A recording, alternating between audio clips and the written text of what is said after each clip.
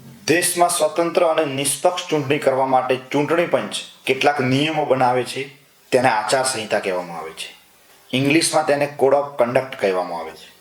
લોકસભાની ચૂંટણી જ્યારે હોય છે ત્યારે પૂરા દેશમાં આચારસંહિતા લાગુ પડે છે અને રાજ્યની વિધાનસભાની ચૂંટણી હોય છે ત્યારે જે તે રાજ્યમાં આચારસંહિતા લાગુ પડતી હોય છે. ચૂંટણીની તારીખથી જ્યારે લાગુ થાય છે ત્યારથી જ આચારસંહિતા લાગુ થતી હોય છે અને મતદાન પૂરો થાય છે તેટલા સુધી આચારસંહિતા લાગુ રહેતી હોય છે.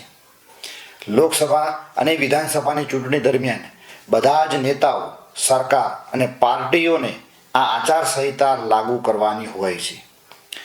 દેશમાં સૌ પ્રથમવાર 1960માં કેરળ વિધાનસભામાં આચારસંહિતા લાગુ થઈ હતી અને 1962માં સૌ પ્રથમવાર લોકસભાની ચૂંટણીમાં આચારસંહિતા લાગુ થઈ હતી.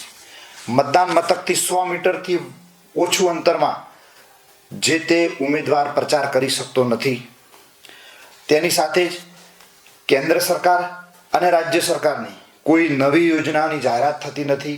આ સરકારી કર્મચારીઓ ચૂંટણી પંચના કર્મચારીઓ તરીકે જ કામ કરે છે, એટલે સરકાર કોઈ કર્મચારીની બદલી કરી શકતી નથી અને જરૂરી હોય તો ચૂંટણી પંચની મંજૂરી બાદ તેની બદલી કરી શકાતી હોય છે.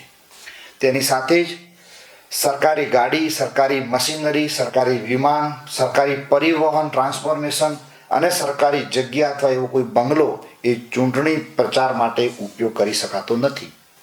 ચૂંટણીની જાહેરાત બાદ કોઈ પણ યોજના, કોઈ પણ જગ્યાનું લોકાર્પણ કે ભૂમિપૂજન કે શિલાન્યાસના કાર્યક્રમો થઈ શકતા નથી. સરકારી ભંડોળ જે છે તેમાંથી કોઈ યોજનામાં કે પછી એવા આયોજનમાં નહીં વાપરી શકાય જેનાથી કોઈ વિશેષ પાર્ટીને તેનો લાભ થતો હોય. સત્તાધીશ પાર્ટીને લાભ થાય તેવી કોઈ જાહેર સરકારી ખર્ચ આપી શકાતો નથી. સરકારી ખર્ચે કેન્દ્ર કે રાજ્યમાં સત્તાધારી પાર્ટીઓની ઉપલબ્ધિઓ અંગેના લગાવેલા બેનર્સ, પોસ્ટરને હટાવી દેવામાં આવે છે અને ઉમેદવાર કોઈ પણ મતદાતાઓને એવી કોઈ જાહેરાત અથવા એવી કોઈ લાલચ આપી શકાતી નથી. આવી કેટલીક વાતો આચારસંહિતામાં લાગુ કરવાની હોય છે. એવી રસપ્રદ માહિતી મેળવવા માટે અમારી સાથે જોડાયેલા રહો. નમસ્તે.